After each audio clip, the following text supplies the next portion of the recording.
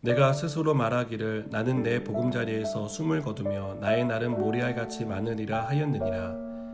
내 뿌리는 물로 뻗어나가고 이슬이 내 가지에서 밤을 지내고 갈 것이며 내 영광은 내게 새로워지고 내 손에서 내 화살이 끊이지 않았노라. 무리는 내 말을 듣고 희망을 걸었으며 내가 가르칠 때에 잠잠하였노라. 내가 말한 후에는 그들이 말을 거듭하지 못하였나니 나의 말이 그들에게 스며들었음이라. 그들은 비를 기다리듯 나를 기다렸으며 봄비를 맞이하듯 입을 벌렸느니라. 그들이 의지 없을 때에 내가 미소하면 그들이 나의 얼굴빛을 무색하게 아니하였느니라. 내가 그들의 길을 택하여 주고 으뜸되는 자리에 앉았나니 왕이 군대 중에 있는 것과도 같았고 애곡하는 자를 위로하는 사람과도 같았느니라. 아멘. 오늘 본문에서 욥은 자신의 과거에 대해서 회상하고 있습니다. 과거의 욥은 삶의 만족도가 굉장히 높았던 사람입니다. 그는 하나님을 경외했기에 장수할 것을 기대했습니다. 욥은 자신의 인생은 시냇가에 심기운 나무와 같다라고 생각을 했고 그는 계속해서 성장할 것이고 승승장구를 기대할 수 있는 그러한 인생이었다라고 회상합니다.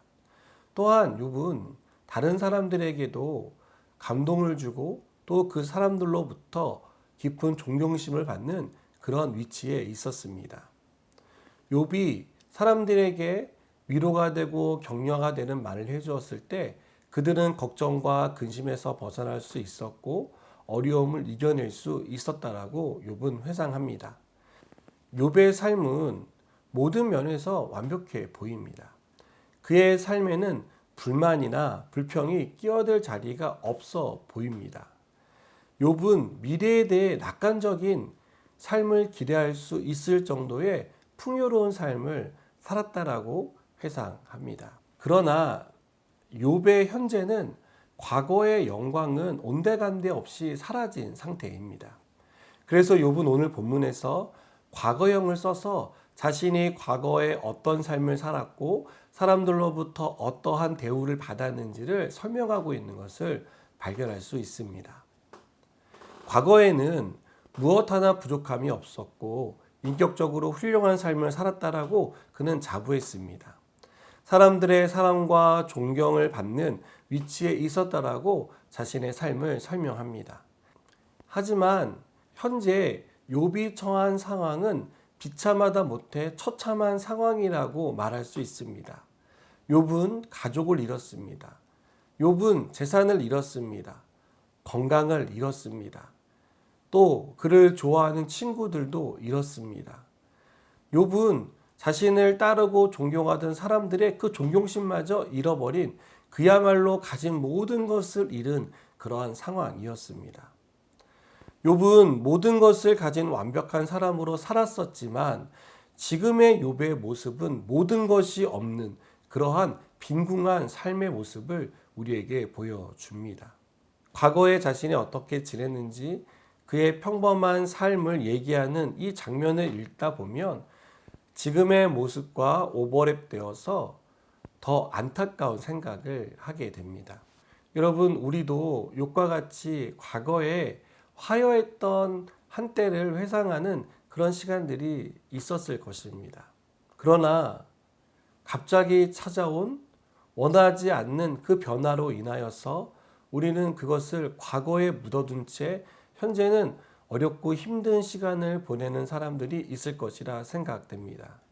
건강에 변화가 생겨서 가족 간에 불화가 생겨서 또 재산을 잃어버리는 큰 손해를 입게 되어서 또 직장을 잃어버리는 변화가 생기는 그런 변화를 겪고 있는 사람들도 있을 것이라 생각됩니다.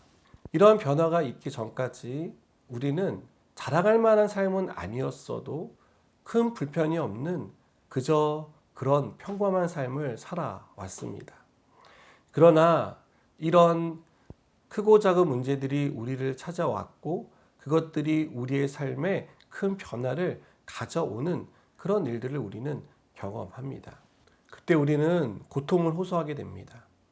또 평범했고 평생 그렇게 살 것 같았던 일상의 삶이 깨지면서 우리는 모든 것을 잃은 사람처럼 살아가기 시작합니다.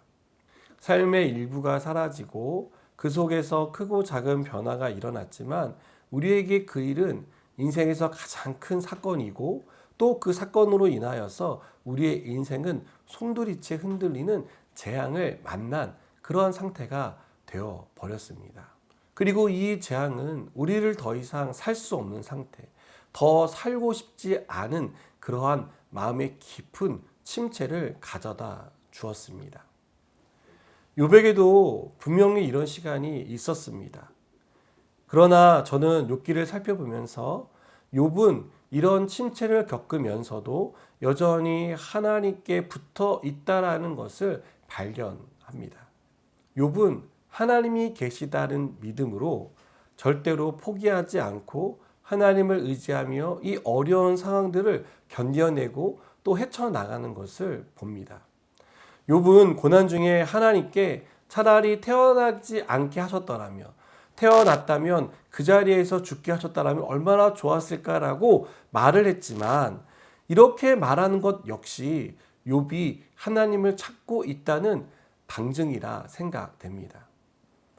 여러분, 욥은 어떻게든 하나님 앞에 순전함을 입증하기 위해 하나님께 나아갔고 하나님과 변론을 하겠다라고 말했습니다. 그 행동 역시 그가 하나님을 찾고 있다라는 그러한 증거라고 생각됩니다. 사랑하는 여러분, 우리가 중요하게 여기는 것들의 변화가 일어날 수 있습니다. 그 변화는 우리가 기대했던 것도 아니었고 우리가 바라던 것도 아니었습니다. 오히려 그런 것들을 우리는 일어나지 않았으면 하고 바라는 것들이었습니다. 이런 것이 우리에게 몰려와서 우리를 힘들게 하고 우리를 불안하게 하고 우리를 두렵게 만듭니다. 그러나 이런 마음과 생각이 우리 안에 밀려 들어올 때 그래서 우리를 영적으로 또 육체적으로 침체에 빠뜨렸을 때 하나님이 계시다는 이 사실을 우리 역시 기억하기를 바랍니다. 욥이 붙드는 하나님을 우리도 붙드시기를 바랍니다. 하나님께 우리의 문제를 가져가시기 바랍니다. 하나님께 엎드리시기 바랍니다. 우리가 하나님께 엎드릴 때 하나님은 우리의 평범한 삶을 회복시켜 주실 것입니다. 하나님은 반드시 우리가 만난 문제와 우리가 겪고 있는 그 재앙으로부터 우리를 구원해 주실 것입니다. 이 사실을 믿으시기 바랍니다. 기도하시겠습니다. 하나님, 우리가 만난 어려움이 있습니다. 그것 때문에 우리의 평범한 삶이 깨어졌지만 우리가 그 상황 속에서도 하나님을 붙들기 원합니다. 그렇게 붙들고 나아갈 때 평범한 삶이 회복되고 우리의 문제들이 사라지게 될 줄 믿습니다. 함께하여 주시옵소서. 예수님의 이름으로 기도드립니다. 아멘.